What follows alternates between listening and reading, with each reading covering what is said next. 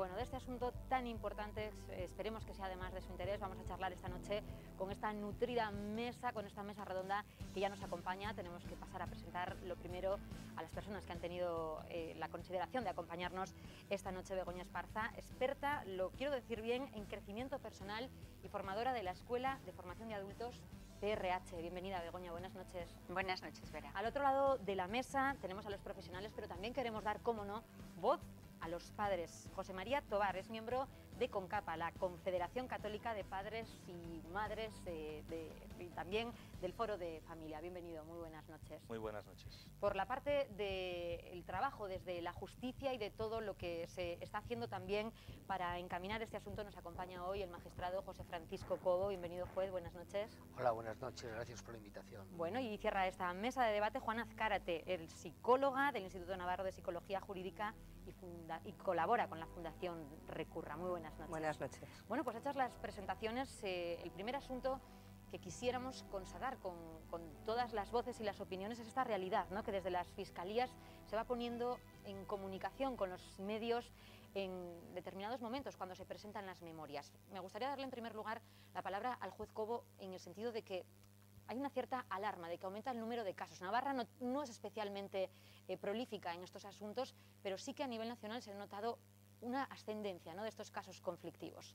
En efecto, a nivel nacional sí que, según los datos que se están barajando, que se están precisando, ha habido un incremento. Afortunadamente en Navarra no ha sido tanto, y desde luego desde la percepción que yo puedo ofrecer, el tema no es esencialmente preocupante. Solamente quiero decir al comienzo de esto que desde la organización jurisdiccional, desde la justicia, integrando por supuesto lo que constituye el ámbito estrictamente judicial y el Ministerio Fiscal, estamos en condiciones, como veremos, de ofrecer, de aportar soluciones para tratar de paliar en alguna medida este tipo de situaciones que, en definitiva, lo que afloran, lo que demuestran es la existencia de un conflicto ordinariamente mal encauzado al expresarse por las vías de la violencia, en ningún caso admisibles,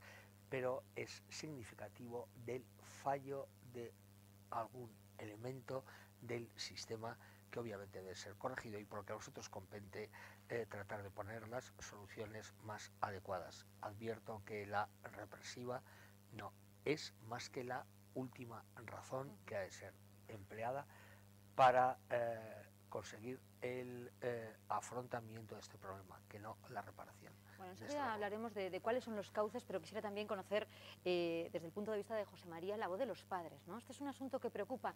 Ya no solo hablamos de las agresiones físicas, de los problemas de convivencia en casa, que no pueden llegar a lo mejor a tal extremo, pero que sí se plantean en los núcleos de muchas familias, de todas las clases sociales y con una trayectoria muy diferente entre sí, ¿no?, pero que tienen este punto en común a veces.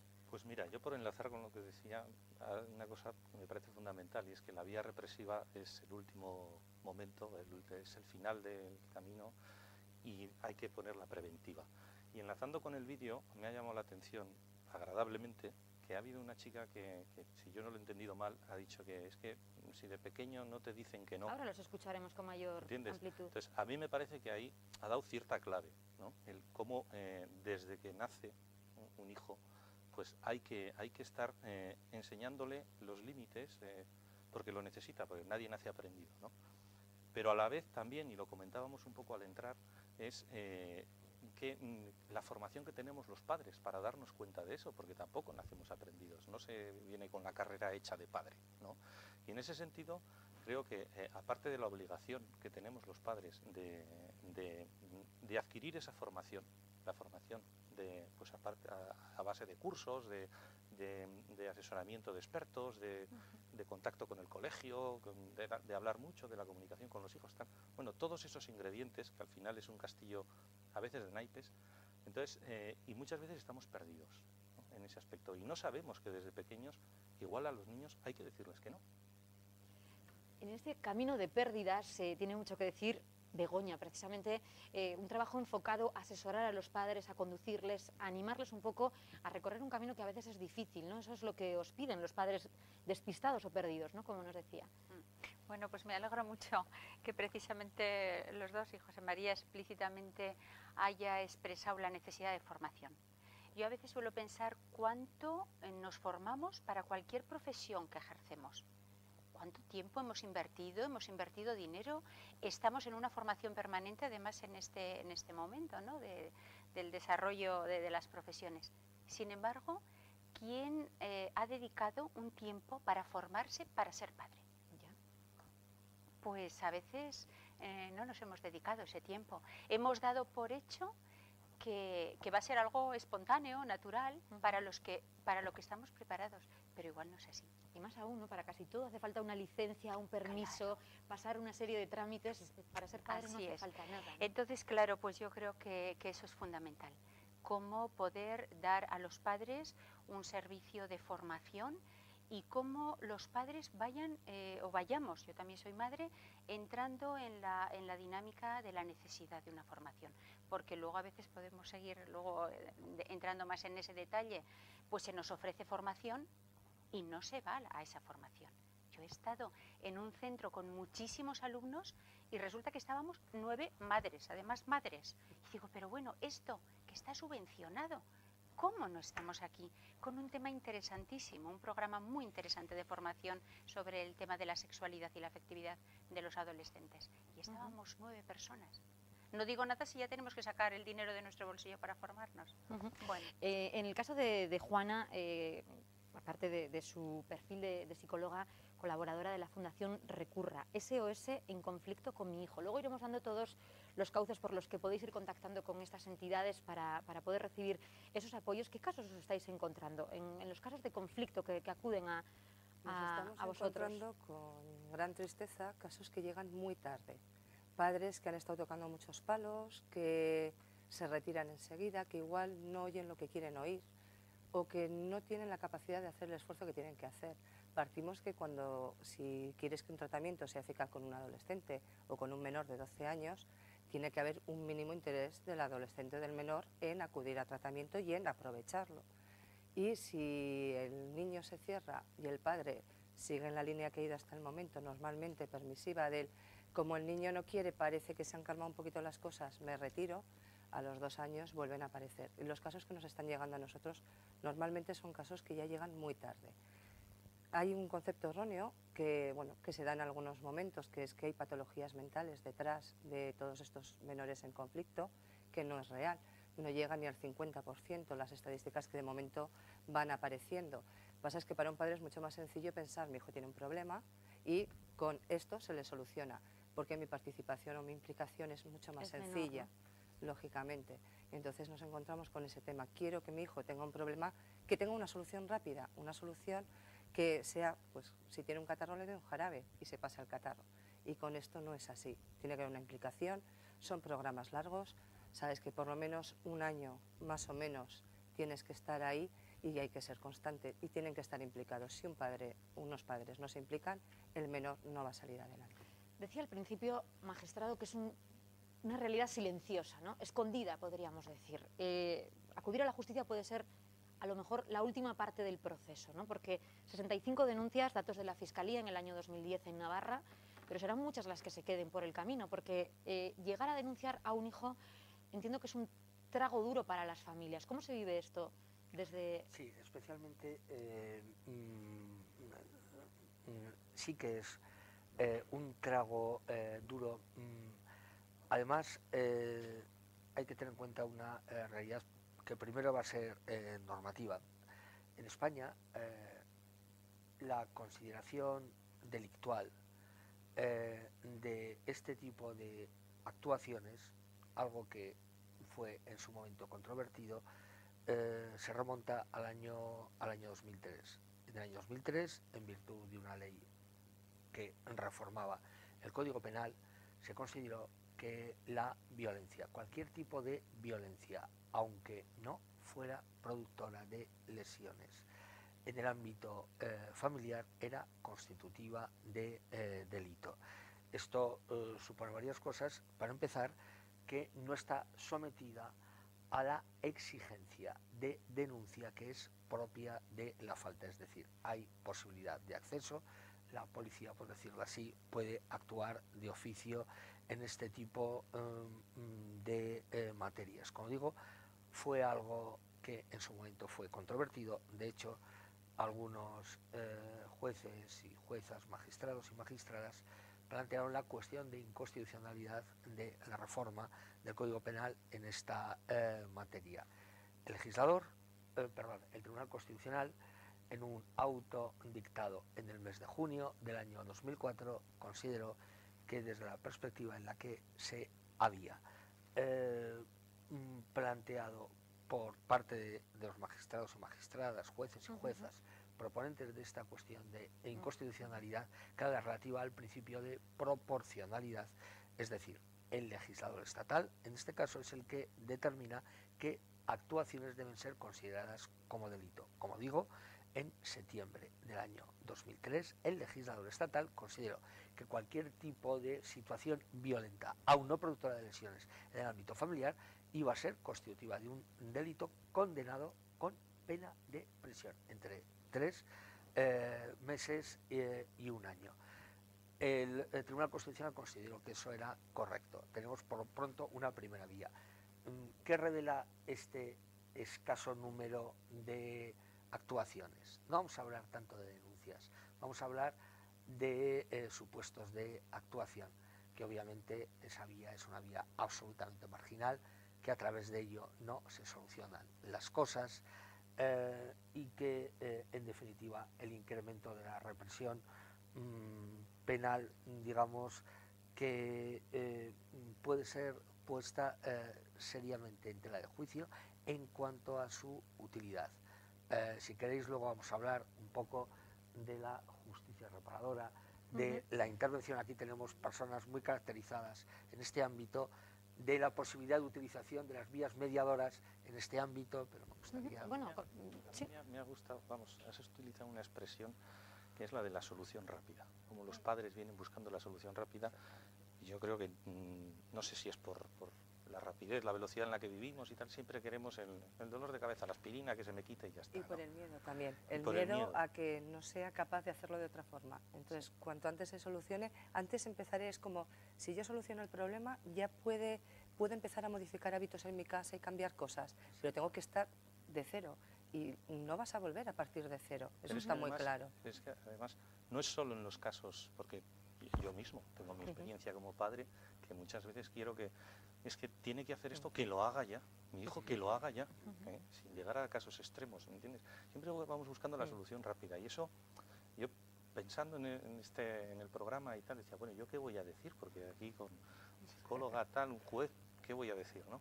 Y decía, bueno, yo lo que puedo aportar es la experiencia también como padre de decir, bueno, es que tengo que cambiar mi chip, como padre, y tengo que pensar que la educación de los hijos es un proyecto, es el principal proyecto que puedo tener por encima del trabajo, por encima de cualquier cosa, es mi principal empresa, ¿vale?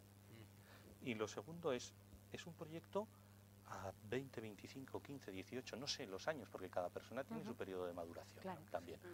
Pero tengo que verlo como así. Y en ese proyecto unas veces tendré fracasos, otras tendré éxitos, y lo que importa es, tengo las bases.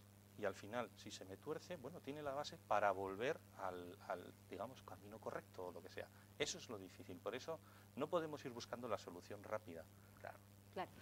Me gustaría en este momento que escuchásemos la voz de los jóvenes, la voz de los adolescentes. Queremos agradecer al Instituto Viurdana, que ha querido colaborar con nosotros y a través de un grupo de chavales voluntarios han tenido la consideración de valorar este asunto desde su perspectiva, muchas veces olvidada, ¿no?, cuando se afrontan estas situaciones. ¿Cómo lo ven ellos? Les hemos preguntado por el aumento de casos de agresiones de adolescentes, de chavales de su edad, a sus padres, a sus abuelos, a sus hermanos, y muchos, afortunadamente, se han llevado las manos a la cabeza, pero han querido compartir con nosotros mucho más. Hoy queremos que ellos también tengan voz. Me parece un poco, que no sé, imposible, o sea, no me podría imaginar algo así, que no sé, es que en mi vida me ha pasado algo así y me parece un poco como como que no existe. O sea, sé que existe, pero nunca lo he visto así tan... Sobre todo amigos no cercanos, pero conocidos, de que no se llevan muy bien con sus padres y si se pueden ir de casa como en acto de rebeldía, pero al final siempre acaban volviendo pues porque quieren a sus padres, lógicamente. No sé, me extraña mogollón cómo se puede llegar a ese punto, o sea, que muchas veces perdemos los papeles, pero hasta ese punto me parece increíble porque me parece muy, muy excesivo pues la forma de tratar así a los padres. Siempre existen de oídas, ¿no? Pues que está tenido tal con sus padres y de tal, pues no sé, pero así conocido cerca, pues no. Con este fenómeno de la tele, del gran hermano y todo esto, y se está aumentando bastante por esto de la gente que ni estudia ni trabaja, la gente nini. Y lo que yo opino también de esto es que lo de esta gente que tiene estos problemas, pues aparte de que es por sus padres, es porque ellos han nacido así y se han educado así, pero últimamente sí, yo creo que se están aumentando con los programas estos que salen. Si tú ya tus padres te dicen que no, si a ti desde pequeño te han educado bien, tú callas y dices, bueno, pues me ha dicho que no, voy a hacer otra cosa. Pero si tú de pequeño no has tenido ese no, luego cuando te van a decir de mayor vas a decir, tú a mí no, o sea, no me vas a decir tú a mí eso. Entonces cogen ellos y entonces pues como dices tú, pues una contestación, luego ya son broncas y acaban, como decía Martín, pues en acto de rebeldía irte de casa, ¿no? Sí, yo creo que sí, que se ha incrementado ese porcentaje de malos tratos desde los hijos hacia los padres, y no creo que sea en la tele. Sí tiene una gran parte la tele, pero también cada persona como es, ¿no? Yo creo que, no sé, eso mismo. No creo que la tele cambie a todo el mundo. Hay mucha gente que sí está influenciada por la tele, por eso es como Hermano Mayor y estos programas, pero no todos. Sí, depende mucho, yo creo, que la cultura y la situación familiar. Tú, por ejemplo, si tus padres te han educado bien así, no tienes que hacer eso, pero si tus padres tienen problemas y así, o sea, luego tú, eso como que te afecta a ti y tienes que aportarte con ellos de una manera... Dicho que dice un amigo mío que dice que de padres curruscos, hijos mendrugos, y es verdad, porque el hijo de uno no se va a parecer a mí, se va a parecer a su padre, y eso es un problema que habrá en casa. Pues a mí me sorprende porque yo eso no he vivido de cerca, entonces sí que me sorprende el hecho de que puede tratar una persona así a sus padres, porque son como la autoridad. Entonces a mí me parece inapropiado pues tratar así a tus padres que te han educado desde pequeño y así. Entonces me sorprende y eso, me parece una barbaridad que traten así a sus padres, porque es que no se lo merecen. Bueno, lo decían claro, Begoña, varias cosas entre lo que dicen estos chavales. Algunos hablan de la educación, base para lo que viene después. Qué sensación de fracaso para muchos padres que les han dado todo a los chavales de pequeños y que luego un día tienen que empezar a decirles no, no, no, no, y cuando el hijo no lo entiende, sienten una sensación de fracaso muy grande, ¿no? Esto te lo habrás encontrado mucho en tu trabajo con ellos. Claro, me ha llamado la atención cuando tú al principio has planteado un problema oculto. ¿Y por qué está oculto?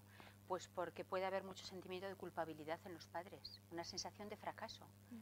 Decía ahora José María, claro, es una tarea que puede ser una tarea esencial en tu vida, ¿no? Realmente, yo digo, es acompañar una vida desde el proceso de la dependencia de un niño hacia la autonomía de un adulto. ¿Cómo se hace eso? ¿Cómo, como decía Juana, vas a pretender la aspirina que resuelva el problema? No, no, es que eso es un acompañamiento y un compromiso de muchos años y de mucha implicación de tu propia vida a favor de la vida de esas personas. Pero que empieza además desde el primer año, que quiero que quede clarísimo, como lo hemos hablado fuera. Es muy fácil ir dejando, como todavía es pequeño, ahora no tengo que esforzarme y no intervengo. Luego ya, todavía está en primaria, 6 añicos, aún no pasa nada, es como que me voy echando para atrás en mi labor de padre, en que de alguna manera parece que quiero compensar con cosas materiales o con una falta de esfuerzo, que vengo cansado del trabajo. Todos venimos cansados del trabajo. Yo creo que los que estamos en esta mesa llegamos a casa reventados, pero un mínimo de tiempo tienes que sacarles y si no, lo estás haciendo mal, pero desde el primer año. Yo si queréis una anécdota pero ya de hace unos cuantos años, que a mí siempre, igual es lo que me hizo volver a centrarme en este tema, cuando yo normalmente trabajo con adultos. Y en un patio de colegio, un niño de 4 o 5 años estaba pegando a uno un añito más pequeño, estamos hablando de infantil, por una tontería de un muñeco, no sé qué. Y nada, y no intervenía, pero es que ya empezaba a pegarle fuerte. Y otra madre que estaba allá, que no era la madre de ninguno de los dos, les apartó. Entonces la madre del niño, que entonces me di cuenta quién era, coge y salta. Dice, es que mi hijo tiene mucha personalidad.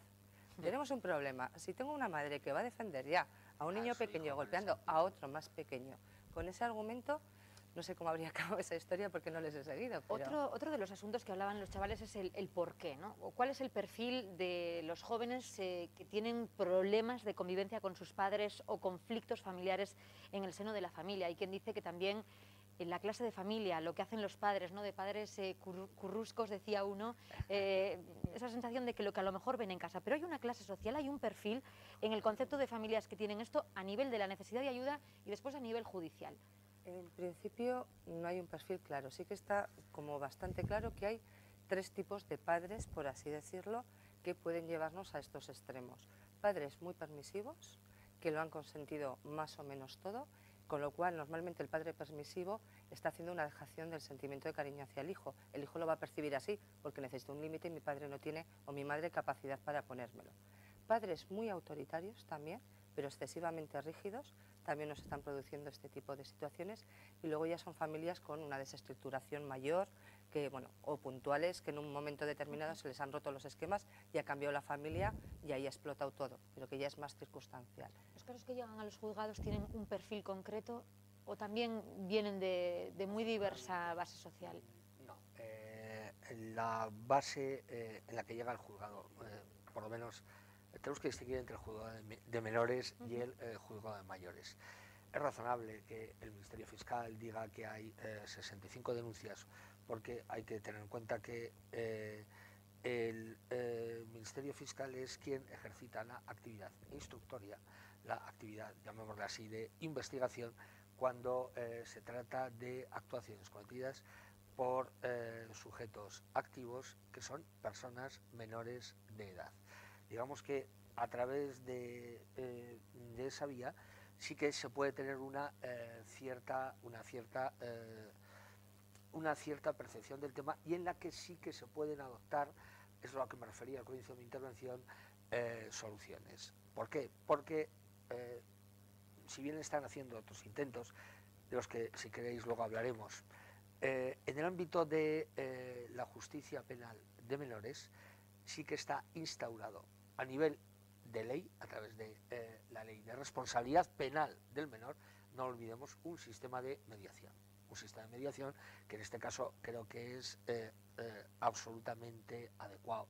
Digamos que desde esa perspectiva sí que se pueden propiciar resoluciones. Además, en la idea que he indicado con anterioridad, la percepción de la situación puede llegar al Ministerio Fiscal, que puede intervenir, pero no necesariamente ejercitando la acusación, como siempre se le va a poner la etiqueta al Ministerio Fiscal, sino tratando de buscar soluciones creadoras, soluciones reparadoras. Creo que has dicho con anterioridad una cosa que es ciertamente importante.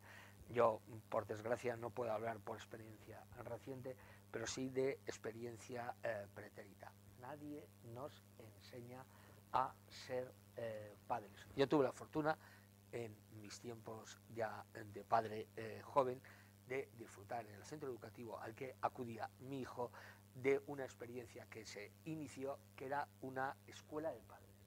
Qué bonita es esa frase, qué bonita es eso de la escuela de padres. Os estoy hablando de hace 19 años. Pero bueno, era un momento determinado en el que quienes nos venían a dar las clases eran profesionales absolutamente altruistas, pero que de vuestro campo de intervención, de vuestros ámbitos, pero que nos enseñaban precisamente a ser padres. Como muy bien has dicho, no hay una licencia, no hay un examen, ni siquiera tan para casi absurdo. nada más hace falta licencia de nada, ¿no? Daos cuenta. Creo que eso es importantísimo. No, yo en este sentido que hablas, porque también he tenido la fortuna de acudir a escuelas de padres, y de hecho, bueno, pues tanto con CAPA como el Foro de la Familia, pues hemos participado en una iniciativa muy interesante que aprovecho para recordar, si no se conoce, que es la Escuela de Familias de la Fundación Moderna, de Moderna, que está tan. Entonces, hay una escuela de familias en la que hemos participado en la elaboración de unos contenidos y tal, que van en este camino. Entonces, yo animo a la gente, aprovecho el momento para que se informe sobre esta iniciativa y acuda a los cursos que se organicen, ¿no? Por Así lo- como a otros, que tú decías antes, Begoña, que es verdad, que se Yo organizan quiero cursos. Oferta hay, ¿eh? Eso es, yo Pero creo hay que que aprovecharlo. en nuestra sociedad somos privilegiados, porque en otros ambientes, pero nosotros tenemos muchos medios. Pero lo que dice Hace falta Begoña. que queramos participar, porque por los centros escolares, yo en todos los centros que ha pasado mi hija, he tenido posibilidad de formarme y no me he perdido nunca. Y ahí teníamos una formación que estaba subvencionada a través de las asociaciones de padres y madres, estaba subvencionada y luego me he pagado de mi bolsillo. Lo mismo que dedico dinero a vestirme o a ocio o a comer o a mi casa, dedico dinero a mi formación. Y para mí eso, claro, me ha aportado mucho. Quiero retomar un momentito un punto que ha nombrado Juana, cuando ha hablado de la autoridad. Claro, y justo ha nombrado los dos extremos, ¿no?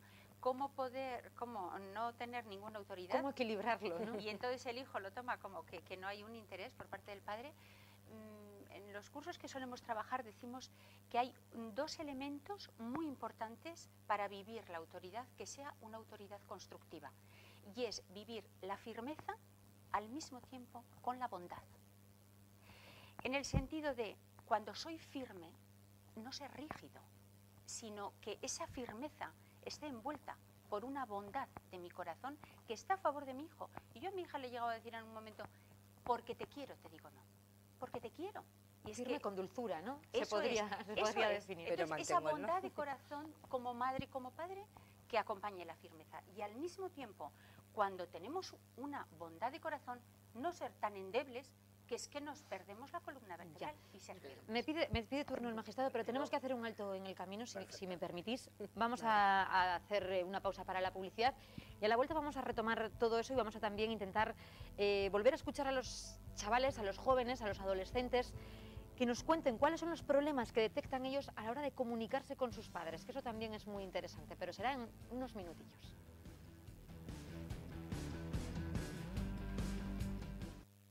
Estamos de vuelta tras la pausa publicitaria. Si se incorporan ahora, les contamos que hoy queríamos darle eco a un asunto que creíamos que requería la reflexión y el análisis, alertados por los datos de las 8.000 denuncias que se registraron en España en el año 2010, por ejemplo, es uno de los últimos datos fehacientes que hay. Denuncias relacionadas con menores que han agredido a sus padres, a sus abuelos en el entorno familiar. Hemos querido hablar de los conflictos con los adolescentes dentro de la familia. Y antes de seguir hablando, porque el debate, la tertulia, ha ido ahondando precisamente en esas relaciones, no en estos casos tan extremos, pero sí me gustaría que las personas que a lo mejor nos puedan estar viendo, hemos dicho que a veces es muy difícil dar el paso de contarlo, ¿no? Y estén en esta situación, ¿qué recomendáis las expertas? ¿Qué es lo que deben hacer si en casa algún espectador, alguna familia tiene este problema, ¿no? Se han visto agredidos, aunque sea una vez puntual, en una ocasión, por un hijo adolescente. ¿Qué hay que hacer en este caso? Lo primero, buscar ayuda ¿Dónde? profesional, pues en cualquier servicio de los de ayudas a menores. Por ejemplo, el teléfono gratuito de Recurra, que es a nivel estatal, creo que es una buena opción para tener un primer contacto donde les puedan mandar a diversos sitios. Si no puedo contactar por ahí o no sé muy bien dónde acudir, los servicios sociales de base serán la vía para decirles, orientarles a dónde ¿Y tienen denunciar, que ir. acudir a la policía con esto? ¿Es A ver, una solución la a la brava? denuncia es Antes una- el juez nos decía que no, ¿no? Francisco sabe que no. Es algo a lo que no vamos a llegar nadie. Poneros un poco en la situación, a mí me roban en la calle y no me roban más que 10 euros, igual ni voy a denunciar. Yo por mi trabajo iré, pero vamos, que en principio ni me lo planteo, es un esfuerzo, es un engorro. Tienes que pasar por contar algo íntimo, es súper complicado. Si no denunciamos cosas muchísimo más sencillas, ¿quién va a denunciar a un hijo? Cuando además la voz populi es que, aunque lo denuncie, ¿qué opciones me da? Los padres antes de denunciar han buscado muchas puertas y no les dan soluciones como a ellos quizás les gustaría. No es fácil. No puede haber un centro de menores para los que empiezan a tener un problema, un centro de menores para cuando el problema es un poquito más grande. Y entonces se encuentran perdidos ahí. La vía servicios sociales es una buena vía. En el juzgado hay una trabajadora social que también les va a orientar. O sea, si tú quieres buscar ayuda hay un montón de sitios. Sí, Begoña, y después... Yo de todos modos lo que diría es estar atentos a las alertas. O sea, cualquier cosa y no dejar pasar las cosas, porque las cosas lo único que van a hacer pueden engordar y complicarse más. si estamos haciendo algo y están surgiendo unos problemas, o cambiamos la estrategia que tenemos o los problemas van a seguir surgiendo. Entonces, si vemos algo... Begoña, es muy importante el empezar a contarlo, que el resto de la familia se entere. Claro, mientras sea un problema muy interno de las cuatro paredes nuestras, como decías tú al principio, el adolescente se crece, porque sabe que hay un miedo a que salga de ahí, con lo cual yo sigo teniendo el poder. En el momento que yo empiezo a contarlo, hay más gente implicada que va a controlar mi conducta, me voy a ver como encerrado o perdido y voy a tener que, por lo menos, motivarme a hacer alguna cosa. Si, como dice José Mari, nos quedamos en casa y yo intento hacerlo aquí y no sé nada más, voy a repetir lo mismo que ya he hecho otras veces, pero porque no tengo otros recursos. Desde el punto de vista del magistrado, llama la atención que señor Cobo nos diga que a veces ese no es el último recurso, ¿no? Las sanciones, de todos modos, en estos casos de los juzgados de menores, tienen una finalidad educativa con estos chavales condenados por un delito, porque agredir a un padre es un delito, lo hemos visto al principio. Vamos a hablar, por lo pronto, de la posibilidad de utilización del recurso, digamos, porque en definitiva hay que considerar a la organización jurisdiccional como un recurso de intervención social, y es así, ¿no? Para empezar, si estamos hablando de menores agresores, como hemos visto, desde el año 2003 el dispositivo normativo está establecido al respecto. Va a ser siempre delito, no se va a requerir específicamente una denuncia. ¿Cómo interviene la policía en estos casos? Hay que reconocer que todos los cuerpos policiales, que en Navarra son por lo menos 4, tienen unidades específicas para intervenir en estos casos, que no actúan como puede ser un cuerpo normal de policía judicial. Es decir, ellos mismos tienen que saber, porque para eso reciben información, sensibilización especial, ¿no? Continuamos en el ámbito de la utilización de esta vía. Si se trata de menores agresores, es el fiscal que, desde la perspectiva del principio de oportunidad, va a decidir si judicializa o no la cuestión. Esa es una responsabilidad del fiscal. ¿Sabes si hay menores condenados en Navarra por estos asuntos? Hay menores condenados, pero creo que ese no es el dato, relevante. El dato relevante sería valorar la efectividad de la medida, que no es una condena, que no es una pena que se le impone, de la medida que sigue impuesta, normalmente con un menor que actúa en el ámbito del artículo 153 del Código Penal, siento el tecnicismo en el que desde el año 2003 se considera como delito cualquier tipo de actuación agresiva en el entorno familiar. Hay que ver qué efectividad ha tenido la medida, que va a ser normalmente educativa. Que yo sepa, mis compañeros fiscales me tendrían que corregir. No creo que haya una medida de internamiento por esta materia. Va a ser una medida educativa de intervención. Bueno, pues analizado un poco este asunto, que es la punta del iceberg, el caso más extremo en las relaciones de conflicto entre los padres y los hijos adolescentes, queremos abordar también otras miradas, otro tipo de conflictos, ¿no? Mucho más cotidianos a lo mejor, que son las dificultades de muchos padres para encauzar, como decíamos, lo hemos hablado también al principio, las relaciones para marcar la autoridad. Vamos a volver a escuchar a los jóvenes, a los adolescentes, que más bien entre ellos sí coinciden en que hay una pérdida en la autoridad paterna que se ha venido deteriorando con el tiempo, y ellos también han compartido con nosotros cuáles son los principales reproches o problemas que encuentran a la hora de relacionarse con sus padres. Y después, José María, vamos a conocer la opinión de los progenitores. Los escuchamos. Sí, yo creo que sí, que se ha perdido bastante. Sobre todo cuando hablan tus abuelos y dicen eso en mi época no pasaba, pues seguramente sea cierto. Se ha perdido bastante autoridad. No haces el mismo caso a tus padres en el siglo XXI que en el siglo anterior. Yo creo que a los padres también existe esa especie de odio, porque son ellos quienes dicen que no a las cosas, ¿no? Tus amigos siempre te van a decir que todo que sí, que lo estás haciendo bien, pero luego son tus padres que te dicen no, hasta aquí. O sea, son ellos quienes te ponen un límite, no son tus amigos. Entonces, pues por eso existe ese tipo, o sea, esa especie de odio hacia ellos. Todo el mundo se comporta diferente con sus padres que con sus amigos. Con tu amigo, pues puedes decir otras cosas, hablar de otros temas. Con tus padres no tienes, o sea, sí tienes más libertad, pero no tienes la misma, no sé, es una manera diferente. Y aparte que, no sé, ellos lo ven como que sus padres les intentan cerrar. A mí me parece bien y yo creo de hecho que es lo más normal que te digan pues a qué hora tienes que volver a casa, ¿no? Porque al fin y al cabo se preocupan por ti. Pero luego ya, cuando ya mi madre tiene un mal día y ya empieza a decirme qué ropa me tengo que poner o que eso no me pega con la camiseta, ya eso me pone súper nerviosa porque yo a ella no le digo lo que se tiene que poner y no sé, yo creo que son detalles que, joder, si tienes un mal día tampoco tengo yo la culpa. A mi madre siempre suele ser la que menos me deja salir para volver a casa, y a todos mis amigos siempre les dejan más y por lo menos es a mí lo que más me molesta. También influyen los amigos, ¿no? Que a los amigos les dejan más o menos y te dejan pues eso menos y te fastidia. Cuando los padres tienen un mal día, pues a veces sin querer pues lo pagan contigo, pero yo creo que como buenos padres, si tienen la obligación de educarnos y cuidarnos y alimentarnos, pues los hijos también deberíamos tener la mínima, el mínimo respeto hacia ellos, ¿no? Que solemos tender a pagar nuestros malos penas con los padres y siempre nos tienen que andar soportando. Y eso también hay que tener en cuenta que es un sacrificio para ellos porque si tenemos un mal día siempre tendemos a pagarlo con ellos. O sea, con los amigos puede que estemos bien y luego en casa, por ejemplo, podemos comportarnos con los padres.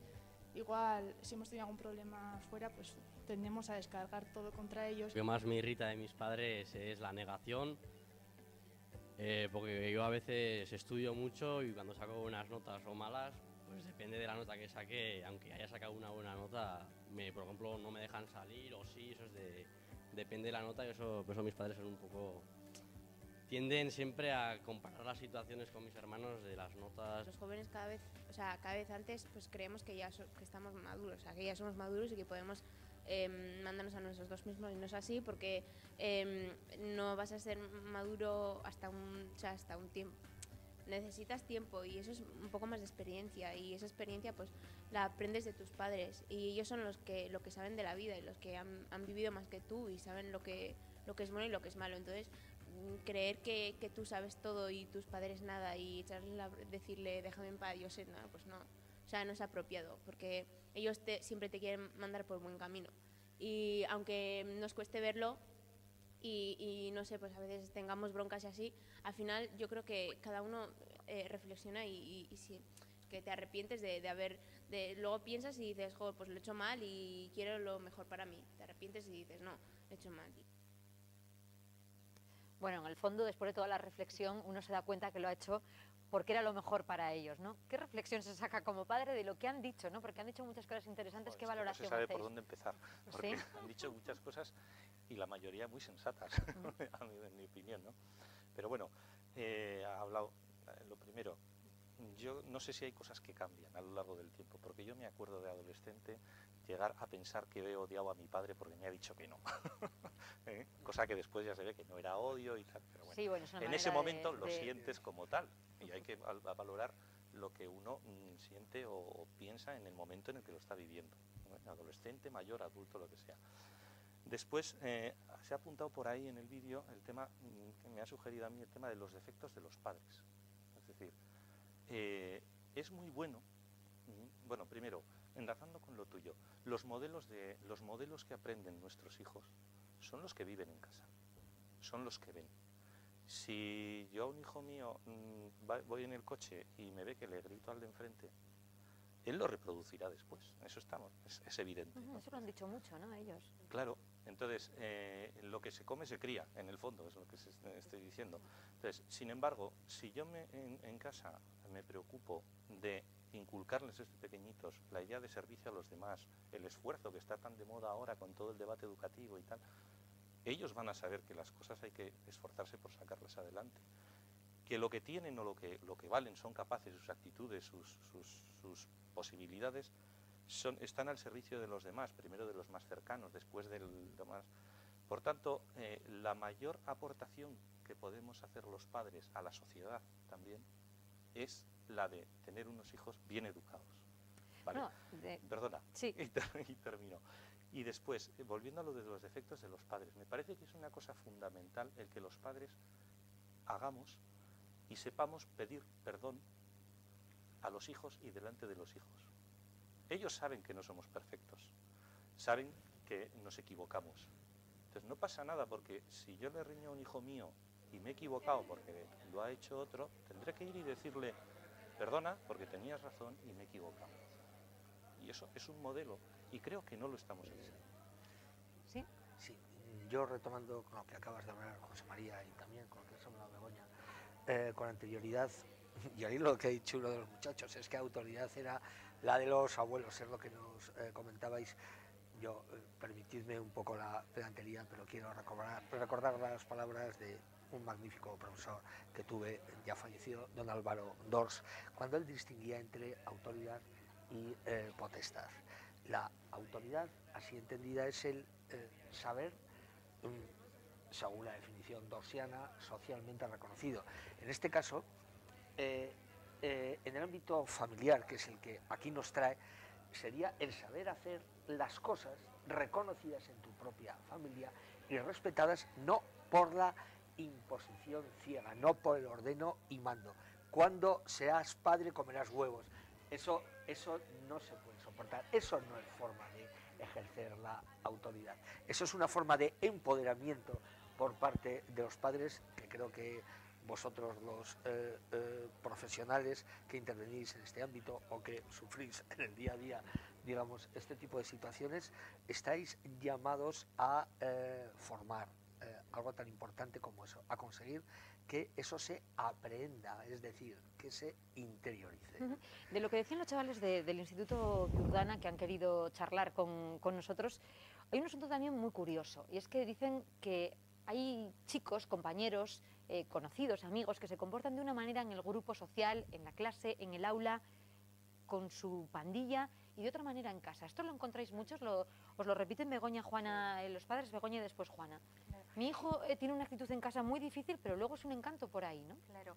Yo hay un aspecto, bueno, que por una parte se me queda como trasfondo. Acompañar la vida de un hijo, para mí, tiene una mirada muy importante respecto al potencial que tiene ese hijo como persona. ¿Ese hijo quién es?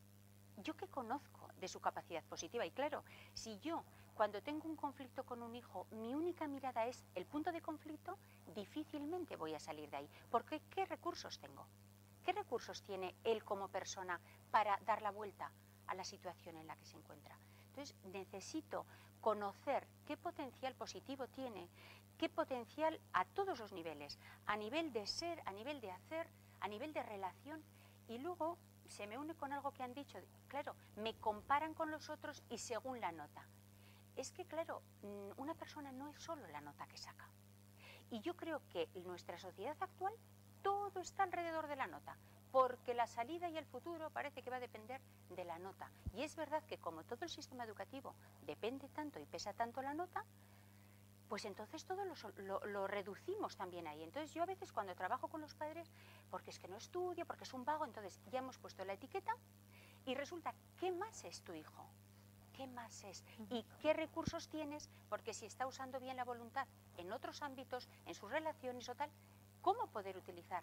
¿Y cómo poder motivarle para que también utilice su voluntad para estudiar?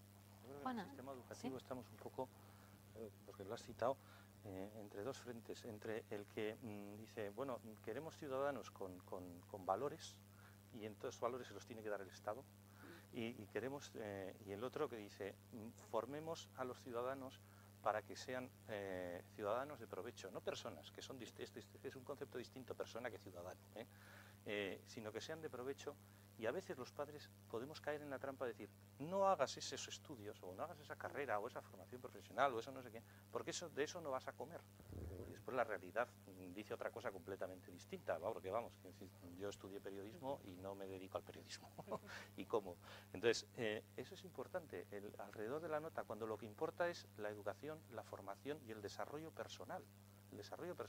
Y sobre las capacidades que hablabas de los hijos, a veces también se producen conflictos cuando los padres queremos proyectar nuestros deseos sobre los hijos. Es decir, tú vas a ir a la extraescolar de piano, vas a ir a la extraescolar de piano porque a mí me hubiera gustado tocar el piano, o toco el piano. Ya, lo que sea. resulta que al niño le gusta el karate, ¿no? Y al niño le gusta el judo, y pegarle Sí, sí. patadas a las Sí, como a mí piedras. no me Pues gusta, oye, no te que dejo. se coman Ya. las piedras, ¿no? Entonces, eso es ir descubriendo también, que es una aventura total, ¿eh? El ir descubriendo a cada uno de tus hijos. O sea, ir descubriéndoles, decir, anda, pues es que el mayor es completamente distinto al segundo. Y no tienen nada que ver. Y es Juana. una aventura fascinante. Y decíamos también, ¿no? La Sí. diferencia de criterios de cómo se comportan muchos adolescentes en casa y en Ay. sus relaciones con los demás, ¿no? ¿Por qué una persona que puede ser tan afable con sus amigos se convierte a veces en un inconveniente tan grande para sus propios padres, ¿no? Yo no creo que haya tantas diferencias. Quiero decir, el adolescente que se comporta con completa normalidad fuera del entorno familiar no tiene tanto conflicto en casa. No es tan agresivo, no es de los que pueden llegar en un momento a agredir y demás. Va a mantener un tipo de control, lo que va a sacar es una rebeldía. ¿Por qué? Probablemente porque está buscando algo en casa que no lo encuentra y que lo encuentra en el grupo de amigos. Y es algo que todavía no habíamos tocado y que sí que me gustaría hablar cuando hablábamos de los padres que... los tipos de padres de estos menores, ¿no? que están apareciendo. En muchos de estos menores, cuando vienen a consulta, el trasfondo es un sentimiento, no digo que sea real, pero es lo que ellos viven, un sentimiento de falta de cariño, que luego hablas con los padres y se tiran las manos a la cabeza. Le he dado todo lo que me ha pedido, todo lo he consentido, no, pero ellos sienten que no se les quiere, porque no me haces lo que decía el chico este de las notas, que yo creo que no se refería solo a las notas académicas, era a cuando hago algo bien, se da por hecho que lo tengo que hacer bien, y cuando hago algo mal, los tengo encima y a saco, ¿no? No, vamos a intentar equilibrar. Bueno, hay que explicar que estos chavales con los que hoy hemos hablado son chavales muy sensatos que han contado algunas matizaciones, no son ejemplo, al contrario, por aclararlo, que han tenido la sensatez de poder analizar en sus experiencias personales y también en lo que van poniendo en común con sus amigos. Sí, sí, no, pero digo que cuando hablan de las notas, aunque sea eso, que no se habla de las, que lo hemos tomado como algo ya a lo académico, que no se habla de la nota, y hoy eso de se repite repente mucho en muchas casas, ¿no? El tema de las notas. Sí, pero se repite con más cosas, y tengo mi cuarto recogido, que lo he hecho hoy sin que me lo pida nadie, y nadie se ha dado cuenta del esfuerzo que yo he hecho. Y yo quiero un reconocimiento a ese esfuerzo, porque lo he notado. Entonces, igual que critico, tengo que alabar, tengo que hacer ese equilibrio de cuando no lo haces, no lo has hecho. Eso llega mucho más al hijo que la bronca, la riña. Y ese es otro esfuerzo que tenemos que hacer, percibir esas cosas, porque claro, normalmente ni siquiera nos damos pero cuenta. Tampoco se trata, pero tampoco consiste en darle un premio por. No, simplemente, por ejemplo, cuadro. Positivo cuando haces una cosa bien, pero es que bien lo has hecho. Y tal. Con que te des cuenta de que lo ha hecho les basta. Yo creo que antes había una idea educativa, ¿no? De que lo que había que enderezar era lo que estaba torcido. Y yo creo que ahora el planteamiento es completamente diferente. Lo que hay que potenciar es la posibilidad que tiene la persona. Y lo que yo creo que los padres, y ya desde niños hay que hacer, es hacerles de reflejo y de espejo de quiénes le vemos que son. Porque él no tiene la capacidad de autodescubrirse a sí mismo. El niño vive, pero tú como adulto puedes ver, si tienes ojos para ver, ¿qué le ves? ¿Qué capacidad de alegría, de relación, de apertura, de bondad, de empatía con los otros?